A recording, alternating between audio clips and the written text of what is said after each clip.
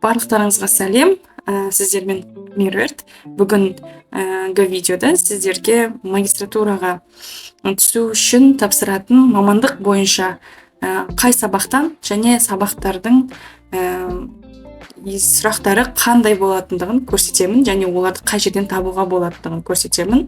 Ең алдымен сол қайтадан біз Google-ға ұлттық тестілеу орталығы деп, немесе Национальный центр тестирования деп терсеңіз, өзінің сайты шығады. Ең алғашқы бетіндегі оң жаққа қарай өтеміз.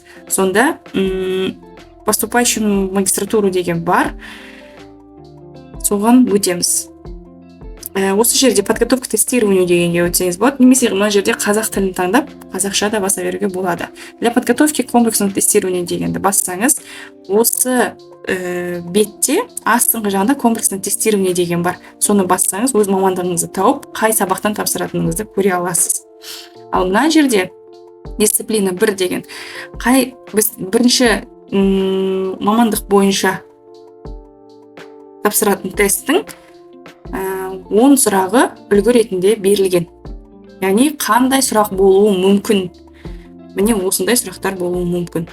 Бұл мына жерде мен жаңағы алгоритмические языки программирования, бұл жаңағы информационная безопасность дегенге түсетіндерге арналған бірінші сабақтары осы сабақ бойынша болады. Мына оң жақ бұрышында скачать деген кнопка бар, сонымен өздеріңіз жазылсаңыздар болады. Бұл бірінші дисциплина бойынша. Екінші дисциплина бойынша, өз мамандығыңыз бойынша тоже сұрақтар берілген, үлгі ретінде 10 сұрақ берілген. Бұл жерде естеріңізде болса айтып кеткенмін, екі немесе көп жауапты болады. Даже үш жауабы дұрыс сұрақтар бар. Бұның балы өзгешерек. Қайтадан жаңағы өзіміздің сайтқа барсақ, определение готовности к обучению деген ТГО жаңағы. Ол қандай сұрақтар деп көріңіз келсе, міне критическое мышление, яғни сыни ойлау. Төмен жағына қарай түсе берсек, аналитическое мышление деген шығады, аналитикалық ойлау деген. Одан 15 сұрақ бар. Мынадан 15, анадан 15, сонымен 30 сұрақ болады. Бұны да өздеріңізге көшіріп алсаңыздар болады. Қандай сұрақтар екен көрсеңіздер де, осы жерден көріп алсаңыздар да болады. Сонымен мына жерде ТГО-ны түсіндік. Енді иностранный язык, шет тілі, ағылшын тілі бойынша қарайық. Қандай сұрақтар? Бірінші тыңдалым келеді, бізде аудиосы болады. 16 сұрақ бар тыңдалымда.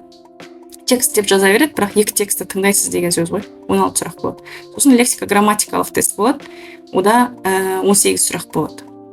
Ары қарай reading басталады. Тексті оқып, мәтінді түсінгеніңізде жауап бересіз. Ол да 16 сұрақтан тұрады. Екі текст болады. Назар аударуларыңызға үлкен рахмет. Сұрақтарыңыз болса, осы нөмірге хабарласып, консультация алсаңыздар болады.